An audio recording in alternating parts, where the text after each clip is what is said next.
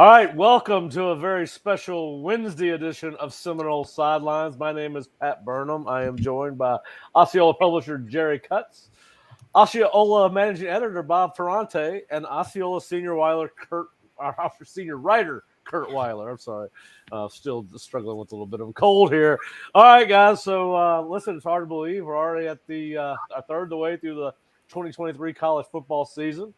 Florida State obviously off to a great start, ranked number 4 in one poll, 5 in another, coming off a 31-24 come from behind win in overtime over Clemson to really start the season about as good as you can start it, at least from a record standpoint. But you guys were at practice today. Before we get in, you have been at practice on Tuesday and Wednesday. Before we get into Clemson, just how is practice going? A lot of good energy overall. It seems like, Norvell wants to emphasize the later portions of practice for more developmental time with the younger guys. But we've seen some really, some good on good, some good one-on-ones, 7-on-7, 11-on-11. Norvell seems to like the energy, I think, overall. While we've asked about development of younger guys who have impressed these last couple of days, he hasn't exactly mentioned anybody in particular. But I do think it's a good time. Guys are getting healthier. We might see some of these names that you just haven't seen in the first couple of games. We might see them back as Florida State starts this 3-game homestand. Yep. Curt, what were your observations from practice the last couple of days? Yeah, I mean, I've definitely been impressed with what I've seen from the offense. Jordan has looked good. I think there's kind of been some discussion on if some of his, there weren't huge accuracy issues, but some of the, just near misses on stuff. Was due to maybe some lingering stuff with his shoulder, but he's looked good. Been impressed with a few. Keon's made some plays, Johnny's made some plays. Those guys are Destin's made some plays, but I've been impressed. Josh Braille's had a nice few days. Jackson West really popped out at me a few times yesterday. It was kind of some unsung heroes, I think, of the offense who've stood out this week. Maybe made the most of that bye week. Jerry, have you been out there? Yep, and I think the first thing the fans want to hear is what you just said, Curt, that Jordan is practicing. He looks Jordan-esque. Yep. No, there's nothing there that looks amiss. And Smith practiced today, and he had a regular practice session. So, well, and we've seen Brock Glenn back out there. Yeah, Brock got the little brace on his hand, but he's been back at practice. And that was a non-throwing injury hand, correct? Yes. That was his left hand. Okay. He's got a brace. You can see it in the videos. That's why I think we're allowed to say that. He's got a brace on his left hand. Right. Yeah. So listen. Go ahead, Jerry. I was just going to say there's some of the guys that they're holding out, giving them some time to heal, but those guys, the ones I think our fans are most concerned about, we've seen out there at practice. And as Bob said, they're going 18 periods, which is a little less. The intensity's good, as Mike said, during those 18 periods, but it's just a little bit less for the players than a normal week. Yeah, of course, there was some breaking news coming out of practice. Not that it was breaking, but because it's always been the case. Darrell Jackson, Mike announced, would be eligible for postseason. I think there's a couple of questions people may have when we talk about postseason. Does postseason include the ACC Championship game? Does it are the postseason bowl / playoffs? Pretty sure it's after the semester ends, which would be after the ACC title game. Okay. So I think it would be whatever after that, be it the college football playoff, be it just a one-off bowl game. I think you'll get them in that game. Okay, yeah, I got to ask that question. I said I'm pretty sure it means postseason, which the ACC Championship would not be included in. So I think that'll be a question that will help people answer. But yeah, it's big if they could get him back, because he is, as Jerry said, and I think y'all's practice notes or somewhere I read along the way, or maybe on the message board, he is definitely a dominant player, and certainly be great to have him back for a bowl game, and even better if they were able to find a way into the college football playoff and possibly have him for as many as 2 games. But let's get through the rest of the season first and see what happens there. All right, so listen, guys. Bob and Kurt, you guys were at Clemson. Jerry and I have kind of talked about it. And of course, we'll be happy to talk a little bit more about Clemson because it was a great win for Florida State, despite the optics not being what a lot of people wanted. But at the end of the day, when you're playing an opponent that's of equal ability, and some would say maybe even a dash better than Florida State, and even though I thought they were fairly equal, what were y'all? And Bob, I'll start with you. Just what were your overall impressions of the game, and both from an offense, defense, and special teams perspective? And then Kurt, I'll let you go after that with the same question. I think some of these are going to be similar, and there is disappointment over Florida State not running the ball. We really thought this was going to be the identity of the offense is how you run and how balanced you are. We did expect to see better pass defense. We did not. I think we saw timely plays. Obviously, Kalen DeLoach's play was massive in terms of turning the emotion, the momentum for the team. And then you win it with special teams. You win it with Mastromano and Fitzgerald and the walk-on or the walk-on kicker off the beach in Charleston does not make the kick. But I guess the big picture takeaway, if I can just briefly, and it does apply to this game, great teams find ways to mask deficiencies while accentuating their strengths, and they figure out a way to win the ball game. And I want to emphasize this because Georgia struggled at quarterback, Alabama struggled at quarterback, Ohio State struggled at quarterback. Anybody would take Jordan Travis right now. Anybody would take a Keon Coleman and a Johnny Wilson, despite not having enough underneath slot type receivers that are really being active within the offense through 4 games. There are deficiencies with Florida State, but Pat, I think you wrote about it in your Tuesday takeaways. Enjoy 4-0 for what it is. Yes, there's a lot to work on, but that's the evolution of a college football team. Just, it's got to take some time here. Yeah, and we'll talk about some of those things. Go ahead, Kurt. Yeah. If we had offered, the fan base 4-0 at the start of the year, they would not be worried about optics. We'd offer them, you're going to beat LSU and beat Clemson and be 4-0 and be a top 5 team. They wouldn't have been like, so we got style points, right? Like we looked really good in both games and won both. No, they would be over the moon to be in the spot they're in right now. I think the Mike Norvell message this week, and we've heard it from a few other players as well, and it's definitely true. We haven't seen this team's best complete game yet. We saw one really good half against LSU. We've seen some moments elsewhere, and we haven't seen it all come together for 60 minutes. And I think that at a certain point, you probably do have to start saying, well, maybe this team isn't that. Maybe this is the team ceiling. Maybe we have to reduce that. Maybe we have seen maybe that a half was as good as they can be. But I don't think we're there yet. We're only a third of the way through the season. There is time yet. I think this bye week's a big deal. I think these next few weeks are a big deal. Not to discredit Virginia Tech and Syracuse, but it feels like those are 2 that Florida State shouldn't have to sweat out, especially both of them being at home. So that was for Florida State to win at Clemson with not its A game. Maybe not even, it's maybe like a B- game it is impressive because I think it showed Saturday that we knew there was some flukiness that went into how Clemson lost at Duke. That's still a really talented team.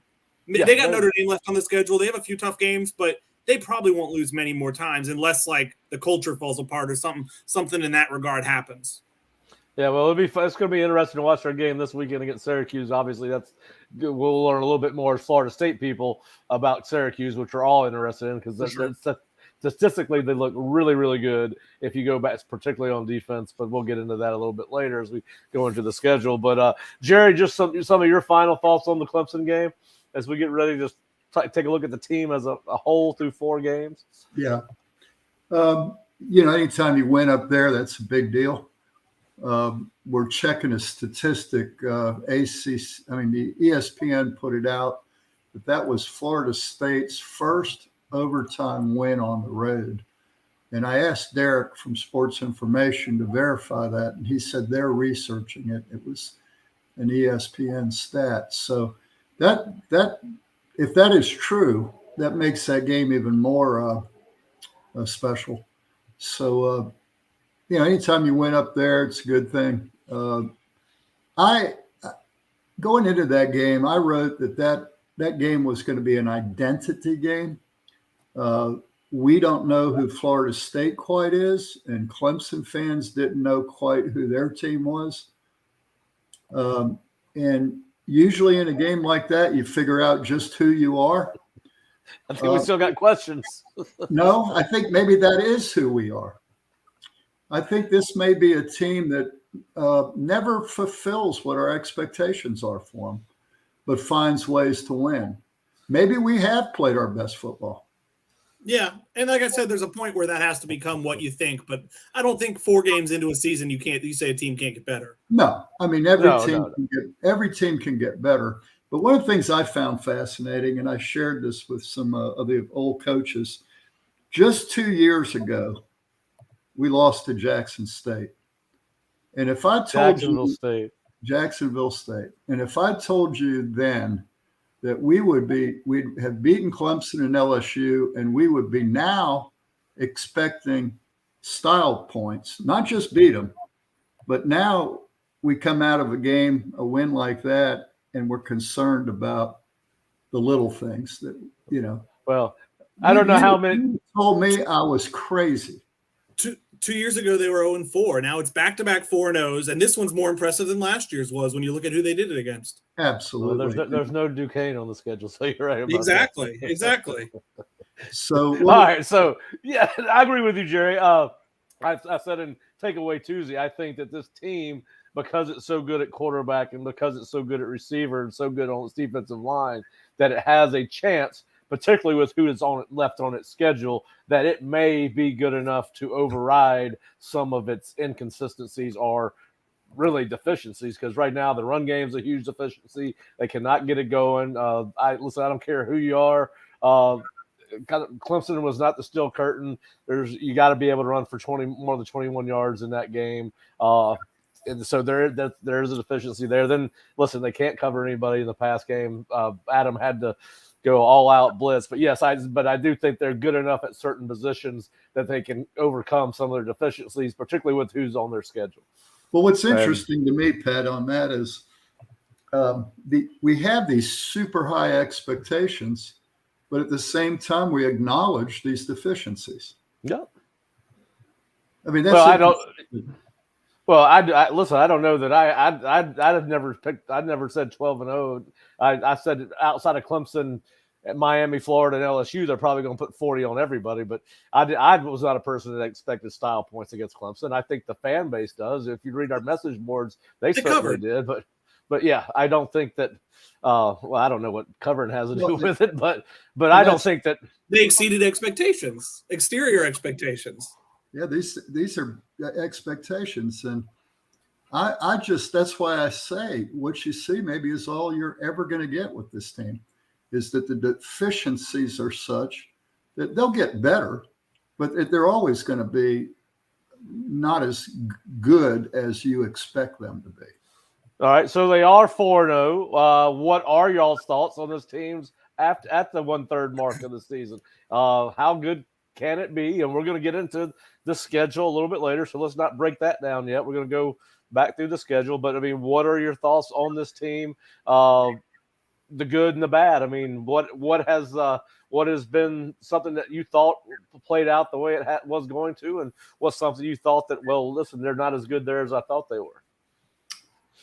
Well, I'll start off by saying that this team is exactly what I thought it would be in terms of we begged for this 2 years ago. We just wanted a team that would fight and not quit. And that's exactly what we got. They have not disappointed me in that at all. So I think that's what we're going to have the rest of the year, is a team that they're going to win some games, and it may not be pretty. And then the other thing I think we're surprised by the lack of a running game. But, I want to talk about this in more detail. I wish, Salva was on this call. But, we've had a few injuries there. We're breaking in a few guys that weren't on the team last year. And I don't think we have continuity. Mo hasn't been able to start for a couple games, and we've had him in and we've had him out at practice. Byers is brand new. Roddick is brand new. And I think our running game deficiencies are somewhat a result of that lack of continuity. And Pat, you mentioned it. We were a counter team last year. That's where we excelled. And we were a counter team against LSU. And for whatever reason, we're not anymore. And so you've got new players and you're running between two systems. And I don't think we've ironed all that out yet. And once we do, the running game may come around. Well, the only thing I would say is they've played the same 7 guys through 4 games. So it's not like it's been 2 guys at right guard. It's been 2 guys at left tackle. Other than that, it's been when Maurice has been in, you got Darius. Something's wrong. I don't know. I can't, Mark and I have talked about it, and he thinks that maybe they don't have the personnel to run. They're not athletic enough to run the counter. And listen, and the tight ends aren't particularly built to be lead blockers, not Morlock and Bell. Now, obviously, Douglas is, and Daniel is, but you don't have the same tight end type bodies you did last year. Go ahead, Curt. I'm interested in the run game. I mean, whether it was an in-game thing or whether it was something you might see going forward. I mean, Jeremiah Byers got benched, I think, for the last couple series of that Clemson game because he was really struggling against Xavier Thomas. They brought in Darius Washington, who I did think handled it a little better, and I think I had some help. So I'm curious. I mean, we were all very high on Jeremiah. I think he's very talented. Something's been lost in translation there because I think, the numbers, the film, everything kind of shows him as a weak point, which I think has been surprising to all of us to date. So I wonder if they're trying Darius out there now, maybe against Virginia Tech, starting at right tackle and giving Jeremiah a breather if Maurice is able to go, which you'd think he would. He played almost the whole Clemson game. Yeah, I think we're all surprised. I think coming out of camp, we all thought Jeremiah Byers was going to be one of the strengths of that offensive line. And as the season's progressed, it just hasn't happened. And listen, we've said that you don't ever know when these guys transfer up a level. You don't ever know how it's going to translate. And I think we're starting to see some of that. And, maybe it's a little bit different style. And maybe he doesn't like the zone scheme as much as he likes the gap and counter schemes. And we've heard Mark talk about the fact that it's harder to build cohesion with the zone scheme than it is pin and pull and man blocking type things. So I think we've all been very surprised by that. And listen, I'll ask you guys this. Now, obviously we know that Jordan was hurt on Saturday. Like when you saw him run the ball, very few times you see Jordan turn it down, right? I mean, he's always going to try to get every single inch that he can. And it's one of the things we love about him. But the longer that game went on, particularly after he took one hit to his left shoulder, we saw him kind of throttle it down, and nobody's blaming him for doing that because you had a much better chance of winning that ball game with him in the game than out. But I got asked this today. I'll let you guys answer it. Can FSU be successful in the run game if, let's just say, this shoulder thing lingers for a couple of weeks, because you don't ever know how these AC joint sprains or whatever it is how long they're going to take to heal. Now, obviously, I think they're off the rest of the week. You would think they'd be very easy with them against going into the Virginia Tech game. But can Florida State be, based off what we've seen, can they be successful without Jordan Travis as a threat in the run game? And I know they would prefer that the running backs handle the load. To me, they can be more successful than they have been, but I think it does reduce what the ceiling is. I mean, I think we've seen Jordan really, not to take away from the running backs, but I think we've seen, whether Jordan runs or not, his threat does wonders for keeping defenses honest and really opening things up for everybody else in pretty much every facet of the offense. So I think, to me, yes, they can be better, and I do think they will be better. I mean, we could talk about Trey Benson.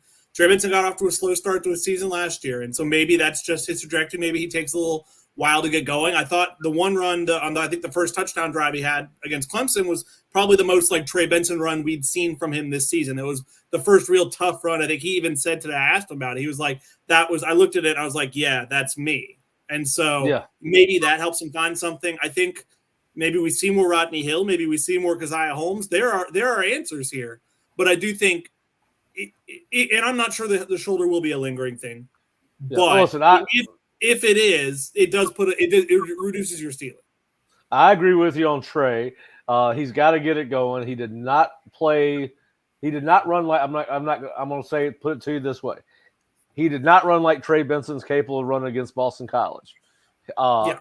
If he's going to continue to run like that, as opposed to what we saw the second half of last year, I think they need to start getting Rodney Hill in the ball game more, because Rodney, we know, will tote that ball and he will try to run over you. He's got some bursts just like Trey has. They're different, a little bit different runners. Now Trey's probably a little bit more gifted in bouncing off tacklers because he's a little thicker, but I do think that Trey's got to pick his game up to help pick this offensive rushing game up. And I do think that, of course, Jordan does impact what you do, because you gotta account for another gap, right? Shoot, it changes what you do on defense, but you would like to see FSU be able to run the ball, knowing that that's all he is a threat, right?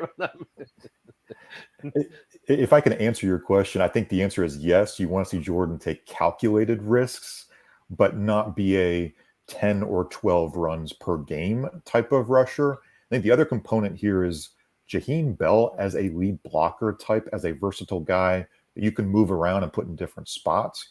I think Jaheim Bell can be really an impactful, and we've seen him at times be that kind of clear the hole, whether it's a Trey Benson, a Rodney Hill, Keziah Holmes, maybe even Lawrence Toafili. But you have to really maximize Jaheim Bell to get that run game going, but to also give that personnel look of Florida State can run out of this two tight end look. Florida State can pass out of this two tight end look, just to keep the defensive coordinators kind of guessing as far as what's coming on that play.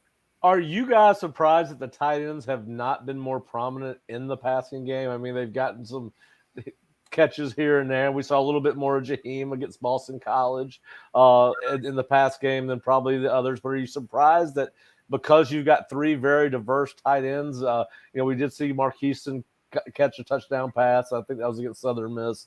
And then we've seen Morlock catch a couple. But are you surprised they have not been featured more? Because I thought with Keon and Johnny on the outside, there would be some opportunities created. And what we saw against Clemson was the inability to get the ball to anybody else outside of 4 and 14. It feels like there's some consternation on the message boards this week, I think generally on social media, about falling in love with those two guys. And those are two great guys. A lot of quarterbacks, really every quarterback would kill to have those two guys. But I do think there's a bit of, hey, Jordan, look at all these other guys we have. Like, we brought you so many weapons, not just Keon Coleman, not to take away from Keon. Keon's great. But, I mean, I do think in that second half, he kind of fell in love with, and maybe it was game plan, I don't know, but he kind of fell in love with taking those deep shots, kind of the low percentage throws, and he wasn't throwing them especially well because it feels like maybe he was dealing with something as the game progressed to Johnny and to Keon. And they caught a few of them. Obviously, Keon caught the game-winning touchdown. Johnny had a catch, two catches that almost set up that game-winning drive in regulation. But there were quite a few short drives because they were getting targeted a lot, and the balls weren't getting caught, and they couldn't run the ball. And I think the fan base is definitely trying to speak that into existence. Well, I'm looking at it, and we targeted the tight end 9 times in that game. I think that's a lot for a game. How many catches? They had 5 catches. Well, that's more than I thought. Yeah, Jaheim was targeted 6 times with 3 catches. Kyle Morlock, 2 targets, 2 catches. And, of course, Marquiston dropped the only ball I've ever seen him drop. That was a brutal drop, too. That was a brutal drop. That was good for – I would have loved to have seen that big joker running down the field with a safety trying to tackle him. Yeah, it's a tough break for Kyle Morlock. Always fun to watch. It's a tough break for Kyle Morlock because, I mean, he would have had the game-winning catch or the game-stealing catch last week against Boston College, but it came back on that offensive pass interference. So, yeah. See, when you look at it, there's a couple of things I wanted to comment on that, if you don't mind. No, go ahead. The fans seem to, and I came away, I'm no different. But, the first watch, you always are just like a fan. You focus on certain things, and that's all you see. And I thought that Johnny Wilson and Coleman had been over-targeted, and they were targeted 20 times and had 10 catches. But, I'm looking down the list. There was 1, 2, 3, 4, 5, 6, 7, 8, 9 guys were targeted in that game. And the backs were targeted. Well, I guess what we're catches. 4 times. No, 7 times the backs were targeted. And I don't think any fan would believe that if you told them that. And the tight ends were targeted. What did I just say? 9 times. 9. Yeah. So it wasn't just a deep ball, jump ball game. In fact, in the first half, by my second watch count, I only had one, what I'd call a long pass. Everything else was 15 or shorter. Yeah. Yeah. I thought for sure that we would see a little bit more dividend. I mean, I know we haven't seen anything from. I mean, I thought we'd see more out of the slot, whether it was Van Dravius or Dez or whomever. I thought we would see more out of them. I guess I'm a little bit surprised that they have not been able to spread the ball around more effectively. I spoke with Kez about that today at practice, and he brought up an excellent point, Kez McCorvey, that we're actually using Bell as our slot receiver. Mm-hmm. Then you got to divide up the tight end targets versus slot targets with Jaheim. Then, so the 9 is misleading. So Benson and will line up in that slot. Toafili lines up in that slot. And so I think what the coaches are doing is they're playing those guys in the slot rather than the inexperienced Destin Hill or Winston Wright. I think the next few weeks are going to – I mean, I think part of it too is 2 of their 4 games so far were what we viewed as, I mean, the 2 toughest games on the schedule coming into the season. Yeah. And I mean, I'm trying to pull up how many reps that Johnny and Keon played last week. I feel like they were on the field for a large portion, and I don't expect that to be the case in the next 2 weeks. You know, I think we'll see that number down, and that in and of itself. I mean, yeah, Johnny played 55 and Keon played 50, another 62 plays. So, I mean, that's almost like, especially when you're putting the tight end in the slot, there's almost no more room unless you're going 4 or 5 wide. Well, exactly. I think another thing that's going to help that out is I still think Jordan's hadn't had his best game. I don't think he's hit his stride throwing the ball yet. I think that's going to help this offense. Virginia Tech should help everybody on the team in a week and a half. Everybody should get better against Virginia Tech. Then we'll see how things go from there. But yeah, I think Jordan's best games are still ahead of him. Curt, how many plays on the participation chart did Destin and Wright get? I already closed it out. Let me pull it back up. Yeah, it was pretty low. I'll let Curt look it up. But hey, the other factor we kind of introduce they had no targets. When Ja'Kai Douglas gets back and gets back up to speed, that's a proven slot guy with 32 catches in his career. Yeah, we know what he can do against good teams. He's had big catches against Miami, Notre Dame. That changes up your personnel just enough to give you one more kind of thing, a little toy to play with if you're the offensive staff. I also think, truthfully, I mean, so the answer is, Jerry, is we could talk about this and we can move on. It's 12 for Destin, and you asked about Winston. Winston played 4 plays. Yeah. And that's another guy I thought would have played more. Yeah. I think part of it, especially with that game, was Florida State did not seem to want to have any interest in throwing to the middle of the field to those linebackers. Those linebackers are as advertised. That's about the one game this year where you're like, that's a no-fly zone, like with those 2 really good guys they have there. And I will say this, that was the best defense Florida State has played so far this year. I don't think it's even close. Probably will play. Yeah. Yeah, I don't think it's close. I think they were much better than LSU, particularly with scheme against Florida State. They were certainly better. I do not understand what they did on the last call of the game. That was really dumb on Clemson's part, thankfully for Florida State, to line up in man free with a backup corner against Keon for the game-winning play. But all right, so who is through 4 games? Just to have some fun, who is your offensive MVP? I think I almost have to go Keon Coleman, but can I put an asterisk and say let's not forget Ryan Fitzgerald as a offensive piece? Weapon. Yep. And there, Brad. Let's see. Here's there we go. We're both clicking it. Sorry, you do it, Pat. Okay, no, We're both trying to click it. We're both on it. There we go. Brandon Farmer. We finally got Ryan Fitzgerald, and we actually mentioned him earlier part of the show. So all right. So Bob, that's fine. You can have co-MVPs if you want, but we'll go with that. He's done really well. Curt, who's your offensive MVP through 4 games?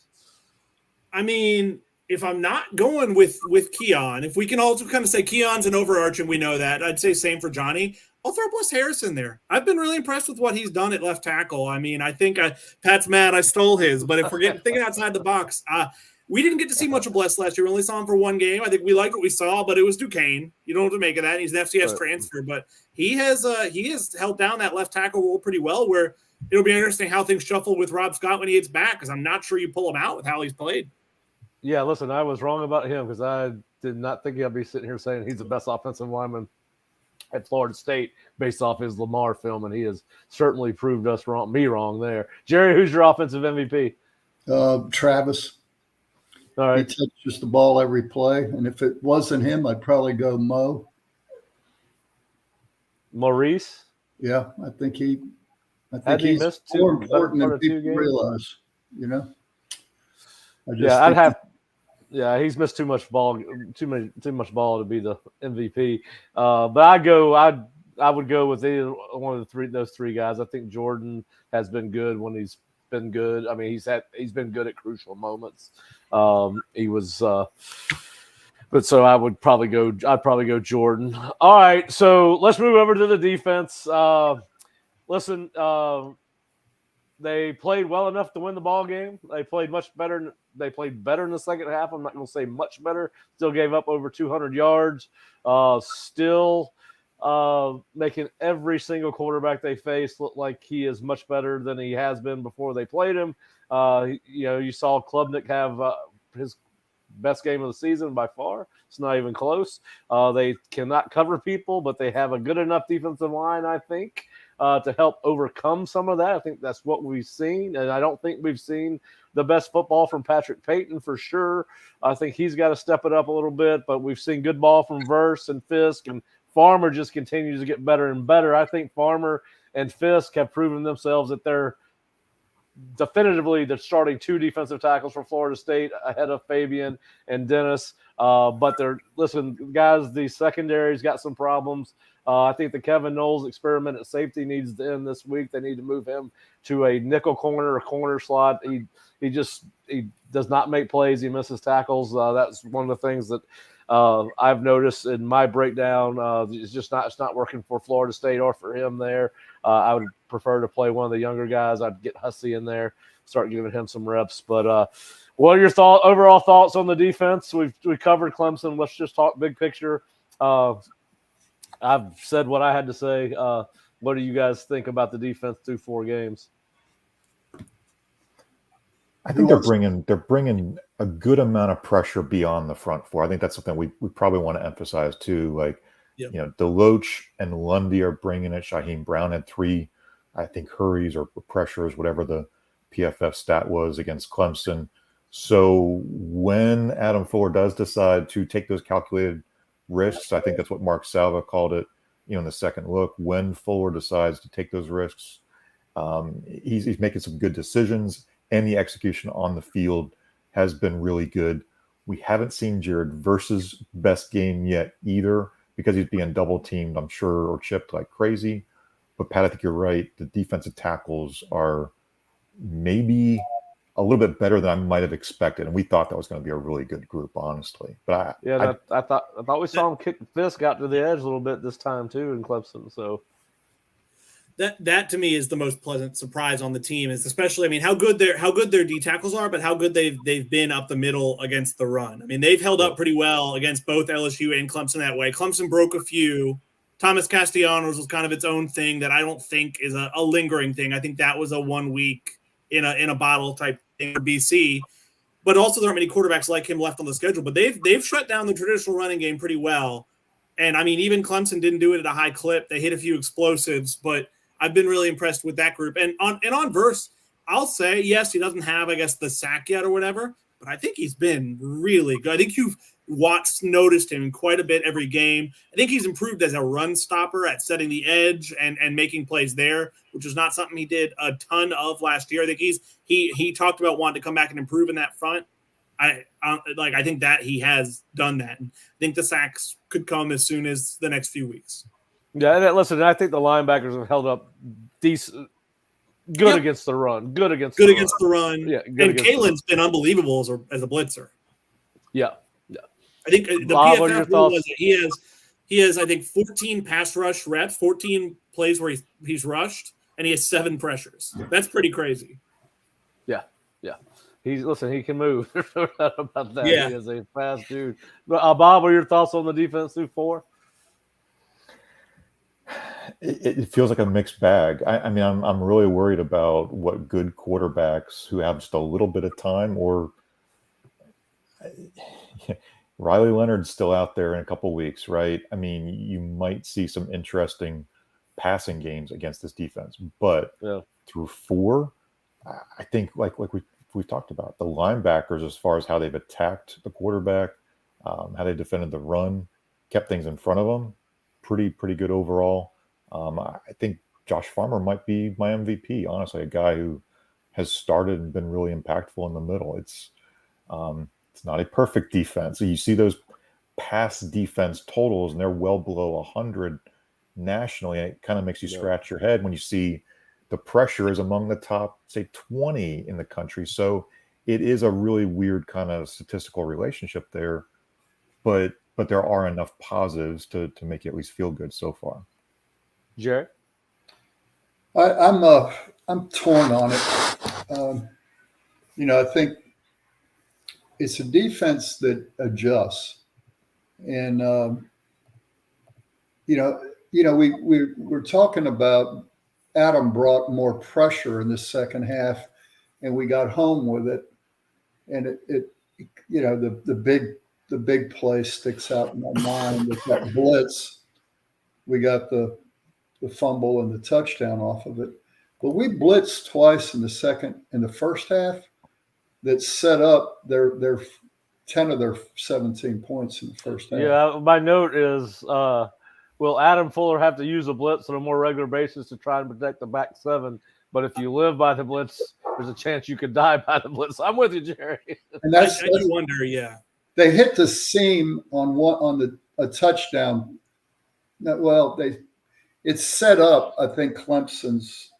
You're talking the one where Jerry and hit Klubnik, right? That set up, I think, their second touchdown to go up 17-7. Yeah. They hit the tight end because they got the tight end on linebacker. Yeah. Oh, that was when they hit the tight end on Turner Jr., which is just no, not the wheel route. Not the wheel route to 9. Okay. No, I think he's talking when they got him on Omar Graham. Yeah.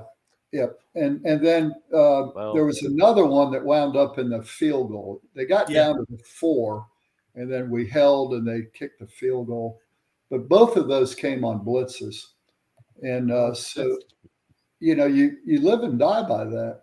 And but in the second half, they were effective. We got home. All right. So I Bob, do think he might have found something in that. But I do think he might have found something. I mean, maybe not every week, and it can't be predictable with it. That's the hard part. Is it's hard to blitz a lot and not be predictable about when and from where and all that. Yeah. But I do think, especially against the better teams left, that might be the lesson learned. Is he's gonna have to bring it more. Yeah. All right. So can FSU make enough strides on defense versus the pass?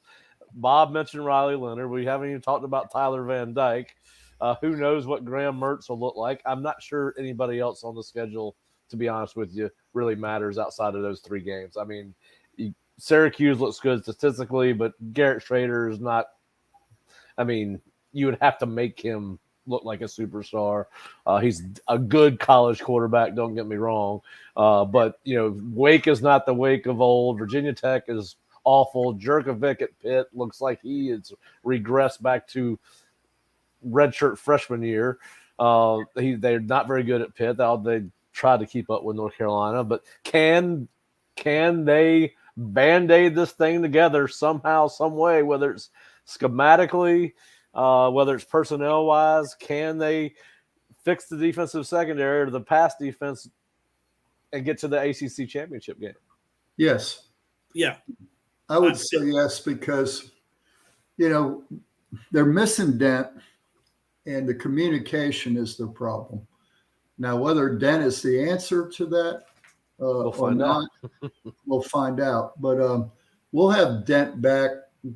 If I don't know that we'll have him back for Virginia Tech, but certainly the next game or two. By the time we play Duke, he'll be back, and that could be a significant change. Bob? I think the last Curt, 2 weeks. Sorry, go back. Hey, I was just going to be flippant and say you're going to have to outscore a lot of guys moving forward. I mean, let's just be honest. You've scored 31 Absolutely. in 10 straight games? Yeah. You better keep the hammer down and score 31 or more the rest of the way. And that might take in all 8 games, because I think Tyler Van Dyke's going to score some points. I do think Riley Leonard's going to put some points on the board too. We can say it's the way college football is, or we can say it's the way the Florida State defense is constructed. Maybe it's a little bit of both. Or both. Yeah. But Yeah. or 31 points, and I think Florida State's going to win a lot of games. And frankly, I think they should score more than 31. A lot of games left. I mean, 31 the last 2 weeks have both kind of been anomalies, and I think the last one, especially against a really good defense. But no, I think Akeem Dent. I think the last 2 weeks have drilled home. I mean, Akeem Dent might be more important than we knew he was. Because I'm not saying by no means the secondary was unassailable in the first 2 weeks or played at an elite level, but I think they were much better against a really good LSU receiving core. And Jaden Daniels may have helped you a little bit, but I think it's hard to deny the Akeem Dent effect of it all. And so getting him back, I think, is a big deal. And the thing is both Shaheem. I mean, Shaheem's young. I mean, he didn't get a lot of playing experience last year. And now you take a corner and put him at the other safety slot, you're going to have some problems. It's nothing personal to Knowles. He's just young. And so, hopefully when Dent comes back, that'll help you. All right. Well, listen, none of it's personal, right? I mean, we're breaking down a game. I mean, what we're saying to them is a lot nicer than what they're hearing or should be hearing inside those meeting rooms. So we're listen. It's a new day. Listen, these guys are getting paid. I mean, some of these guys are making a lot of money. You got to step up. All right. So let's talk a little bit about that. Are there any changes on offense or defense? We get to play Wednesday night quarterback. Are there any changes that you would make on the depth chart on offense or defense heading into Virginia Tech? Curt, I'll start with you. I wonder if we start seeing more Conrad Hussey. I wonder if Good we maybe call. start seeing. I like it. I wonder if we start maybe seeing more Blake Nicholson. I like Those it. are two guys who to me, freshmen who. Did you steal my notes? Did you have all my notes? You accidentally sent them to me, Pat. Yeah, I think those are two guys to me, two freshmen who've proven they're ready. I think you're gonna see more from the freshman wide receivers in the next 2 weeks. I thought Southern Miss. I know that week I was like, I think this is a Destin Hill breakout game. It wasn't. I still think there will be a game where Destin Hill goes off this year. There could be a game where Hakeem or Van Dravius go off this year. I think all three of those guys are exorbitantly talented. I think you might see more of them. And I mean, like Bob talked about earlier, Ja'Kai Douglas has been racing Mike Norvell this week. He's getting closer. It's another guy you're going to get back who's going to factor into that depth chart somewhere. Bob? Yeah, you guys are kind of segueing right into Ja'Kai. I think you have to get some of those slot guys involved. And I think, honestly, who do you trust? Who's dependable? Who can block? Who can catch? I have to say, I think Ja'Kai is a considerable amount ahead of the freshman. Now, where is Winston Wright in the discussion as an older receiver, yet not with a ton of plays on the field for Florida State? That's an interesting kind of wrinkle.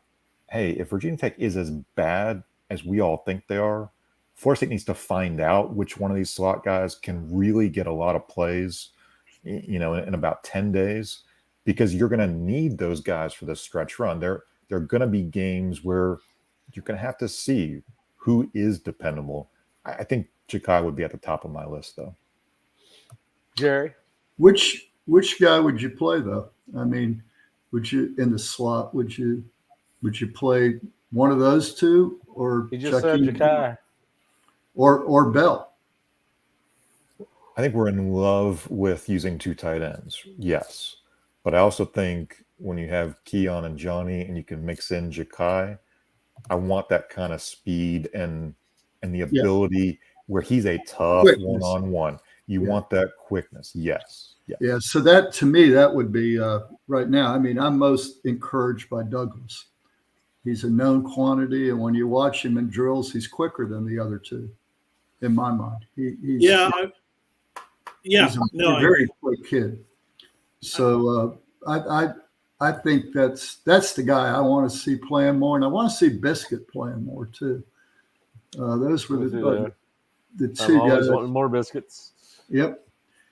And no, I think offensive. I think we've seen some good stuff out of the running backs at practice that we're not seeing during games. We see a little bit of Hill, but the other kid from Rockledge, Keziah.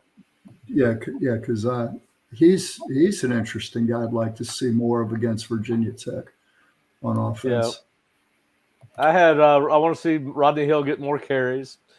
I would like to see if Mark is right on his assumption that maybe they're not athletic enough on the offensive line to get to the counter more, which we know they run well when they run it. I would not mind them seeing moving 63 inside to one of the guard slots, because Jeremiah Byers is much more athletic than 75, 70, or 71. There's no denying that. Now, I don't know if he can't play there. Maybe that's why he's not there, but it's something I might play around with as they get into the season. And then I agree with Curt. I think 18's got to play more, particularly in third down situations. When I say 18, I'm talking Derek Nicholson. I wouldn't give up on Omar yet, but he is he needs to. 18. I don't even know that they're playing the same position, to be quite honest with you, because we see a lot of 4 and 3 or 2 and 3 linebacker sets. But 18, then I agree. 12's got to play. We've seen him. He's got to learn at some point. You can't always save these guys until they're ready. You're never going to know they're ready until you throw them into a game. And Virginia Tech would be a great game to put him in, because you're not going to lose to him even if he makes some mistakes. And listen, we've seen the other safeties make their fair share of mistakes, so I don't think he could do any worse than what we've seen. And then also, I would like to see more of Braden Fisk on the outside if Peyton does not step up his contribution a little bit more. He was better against Clemson than he was against BC. That's for sure. So, but I wouldn't mind seeing him, because there's no fourth defensive end, and Braden is freaky athletic for his size. I wouldn't mind seeing that. So those would be mine. Those would be some of the things I might play around with if I was the staff and just looking at the team. I think that would be it. All right. So we kind of addressed the team. Now let's address the rest of the schedule. The road to Charlotte. I put on Takeaway Tuesday that I think they're just looking at the ACC as a whole, as it stands after 4 weeks. You don't have a North Carolina. You don't have a Louisville, both who are playing really good football. You don't have an NC State, who's always been, no matter how good they are, has one of those games. Florida State at times struggles with that particular team, Dave Doran's teams. So you've got Virginia Tech, Syracuse, and Duke at home, at Wake, at Pitt, come back to Miami, North Alabama, and then at Florida. I guess I'll start asking you guys the same question I asked myself on Tuesday morning when I started writing my column. We've seen a 4-game snapshot of this team. We've seen a 4-game snapshot of the ACC. Should this Florida State team, based on who it's playing and who it's not playing in the ACC and what we've seen from other teams in the ACC, should this team make it to Charlotte, North Carolina on, I believe, what is December 8th or 9th? Not will they, should they make it based on what we've seen?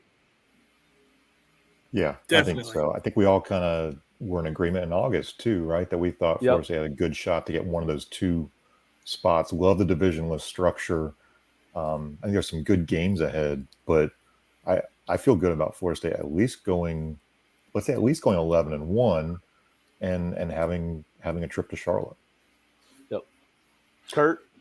No, I mean, I don't know what to really add. I mean, I think, yes, should is absolutely the case at this point. I mean, you almost start thinking, should they do more than just that? And we're gonna get to should they do more? Yeah. All right, Jerry, should they end up in Charlotte? Yeah. Okay, all right. So we've gone over the schedule. What game or games worry you the most right now? And like I said, in my column, I'm not very worried about Syracuse right now because they played Purdue. Everybody else has kind of been it's been a Colgate. It's been somebody's Army. All respect the Army. They're not the Army teams we've seen the last couple of years under Monken.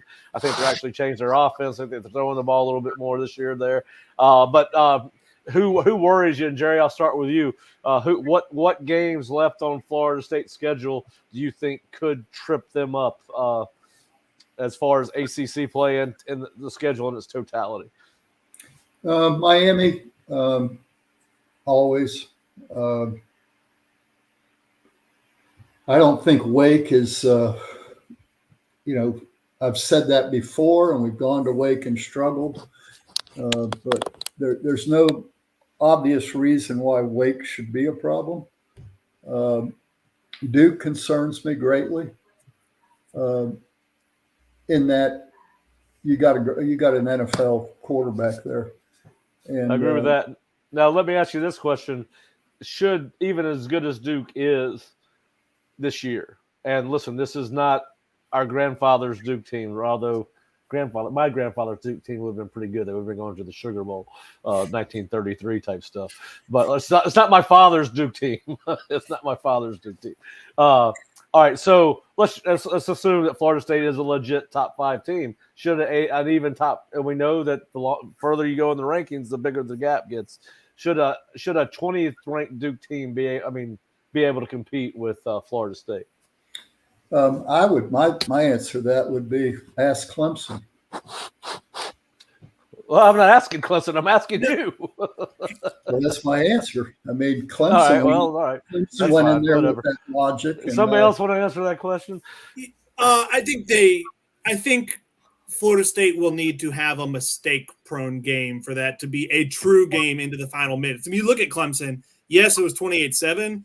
But Clemson fumbled 3 times inside the 10-yard line. They moved the ball a good bit. I mean, that offense that we don't think is great had success against Duke's defense. They just were like, what's the opposite of clutch? Like, I mean, they were like, so I still think that team is very good. Like I saw a stat. I think they've only Duke has allowed 5 touchdowns in 4 games.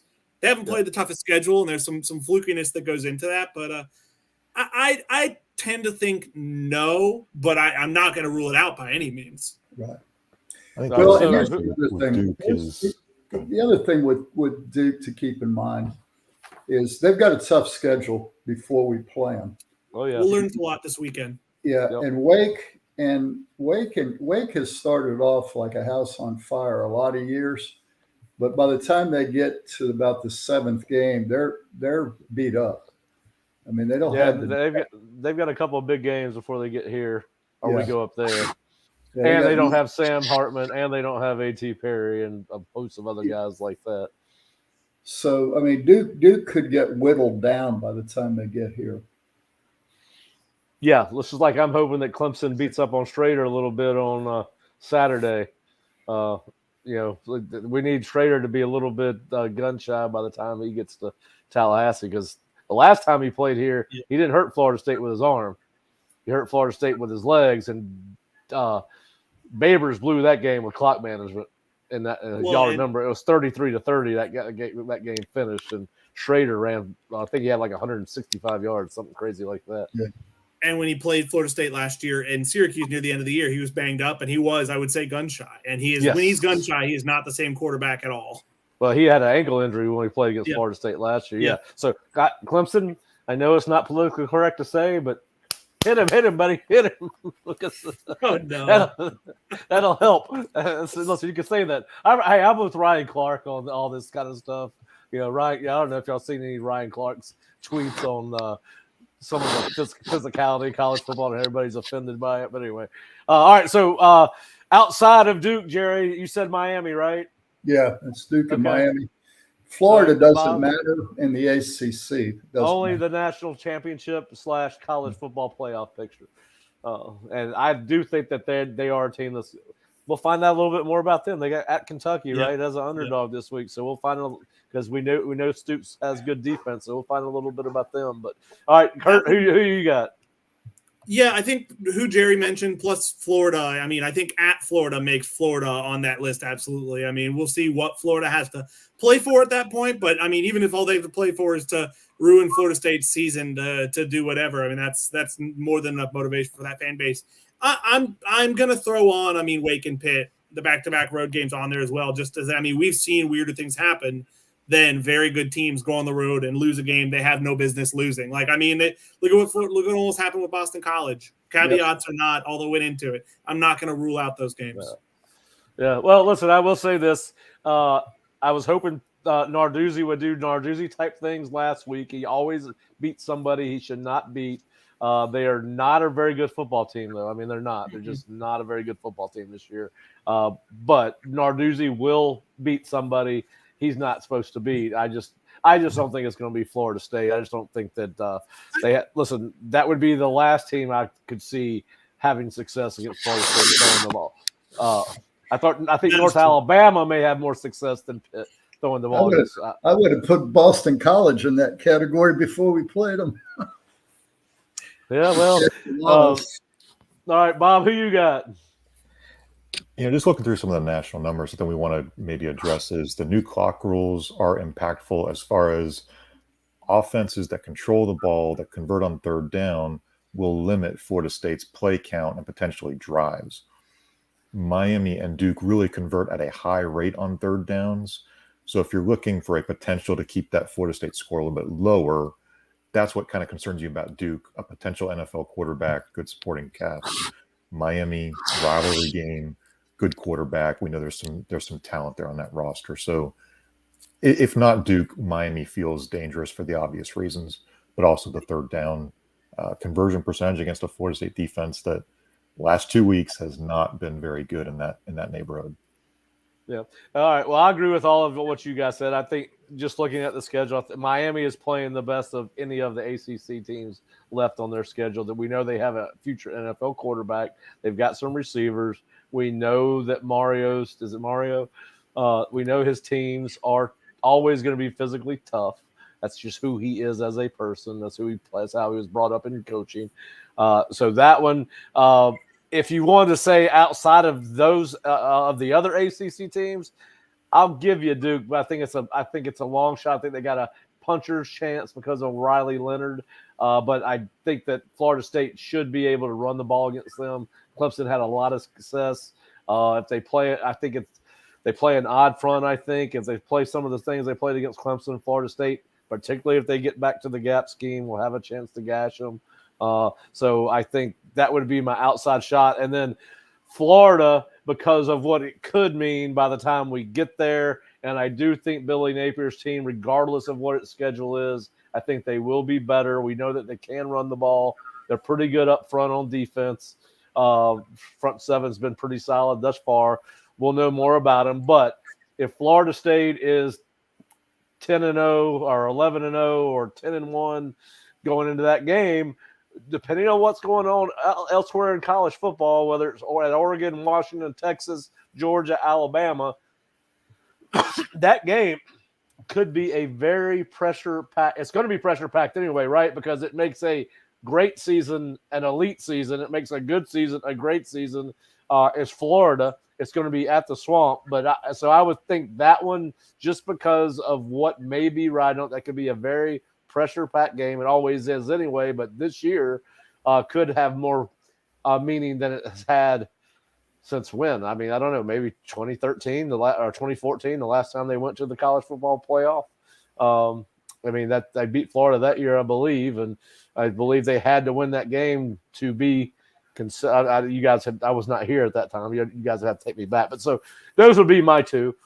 I think we're all in agreement. This the Orange Crush part of the schedule worries all of us a little bit more than any of the others. All right, so we know that they can go 12-0. It's theoretically possible. They are 4-0. It's mathematically possible. It's maybe even likely based on who their schedule is. But will Florida State go 12-0, Jerry? Who knows? I mean, pick a side. Come on. Hey, I'm gonna call Dabo. Jerry be great on First Take. What's your opinion? Who knows?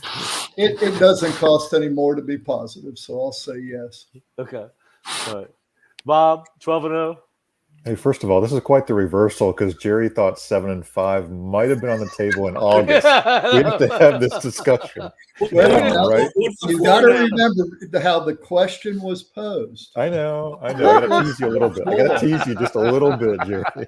And if you remember, I said even if everything went wrong, we would win 7 games. Yeah. Okay. All right. I like that answer. All right. So what you got, Bob? Yay, nay? Honestly, I think they're going to win 11. I could it be Miami? Could it be Duke? Could it be Florida? Who knows? But I think honestly, we're going to see 4 playoff teams with at least 1 loss. I don't think we're going to see too many unbeaten teams. Maybe Georgia makes it, but I think Florida State's going to go 11-1. Yeah, Curt. I said it preseason. I'm sticking to it now. I think they'll be 11-1 with a chance to be right on that playoff bubble in Charlotte if they get that done. Yeah, I'm going to go 11-1. I agree. I think we're all in agreement. It's hard to get. Listen, I was listening to I can't remember which of the college football shows it was today as I was writing up notes for this show, and they were talking about how hard it is, no matter how good you are, to go undefeated. And saying they're not going to go undefeated is not a knock on Florida State. It's just the reality of football. It's hard to go in 1-0 or 12-0, excuse me. And we've seen how hard it can be to win a game when you don't bring your A game against Boston College. So, listen, I think it now, but we'll stay away from the college football playoff for now because I think we got to get a more broad picture of what's going on in college football because right now it's Pac-12 heavy right now because they have not started playing conference games. We're going to start seeing some of that this weekend, but I think Florida State's definitely in that discussion. But I think they're easily a top 5 or 6 team if the college football playoff came out today with rankings. But we'll get into that later. But listen, any final thoughts, guys? Curt? I feel good about my Washington pick right about now. Yeah, it's early, but they've been maybe the most impressive. I mean, in terms of pure not who they've played, but how good they've looked. They've looked like just about the best team in the country. Good. I've watched 2 of their games over the last 48 hours on YouTube, and they look really, really good. Penix, I was wrong about Penix. It's that left-handed quarterback thing, man. They just do not look right throwing the ball, but he has been great. Jerry, your Notre Dame playoff pick probably took a little bit of a hit. And why was your guy Marcus Freeman playing 10 guys on the last 2 snaps? I know. Well, I'm a Sam Hartman guy, so he's what Aaron Taylor's got a great nickname for him on I don't know if y'all watch the CBS college football show on Tuesday nights. It's with Rick Neuheisel and Brian Jones and Aaron Taylor and Randy Cross. You should watch it. They're funny. They pick just about every major game and they talk about why it's really, I learn a lot from those guys. It's fun. They really break it down well. But anyway, Aaron Taylor's got it, calls him the bearded Jesus or something like that. He's got some kind of crazy name for Hartman because obviously he's a Notre Dame alum, Aaron Taylor is. But anyway, all right, guys. Well, listen, it's been a fun 4 weeks of the season. We have a little bit of a break with no game this weekend. So I'm going to ask you guys this before we leave. What will you be doing on Saturday? And I'm sure it's all going to involve college football for all of us. But what are you going to be doing on Saturday besides not watching Florida State? I'll be doing accounting.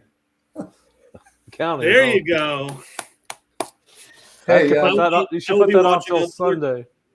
I'll be watching other college football. I think Bob and I discussed we might be running a thread on our boards of just us at home all day, getting a whole day to watch college football. We might just get a general college football thread going with us. Well, I think what we might be entertaining is to get a live YouTube show where we're reacting to the games and unfiltered, R-rated, But yeah, I think I may, if I may be headed out of town, but if I'm in town, I may go check out Bowden's to watch as many games as I can. Hey, yeah, on that score, speaking of where people are going, we asked Maurice Smith what he was going to do, and he said he was going to stay in town and, try to recover, get some treatment on his body and chill and watch football like a college football fan. And then I was in the Moore Center today talking to the Extra Point Club women up at the front desk, and Johnny Wilson happened to walk by, and someone asked him what he was doing this weekend, and he said he was going to Orlando, and he was going to go to Universal Studios and Disney. So He'll stand out there. He's going to get a little trip in. I don't blame him. Get out of town for a couple of days. That'd be fun. That'd be fun. All right, guys. Well, listen, we may or may not be back before the week is out. Who knows? We may have some things we want to talk about. All right. So before we go, I did want to bring up this. Bob, the basketball schedule came out Tuesday. Anything stand out to you about the schedule? I mean, we can get into it later, but it is news. Yeah, honestly, I think Tom Block mentioned that the UNC game up in Chapel Hill to open the ACC schedule is the same day as the ACC football title game.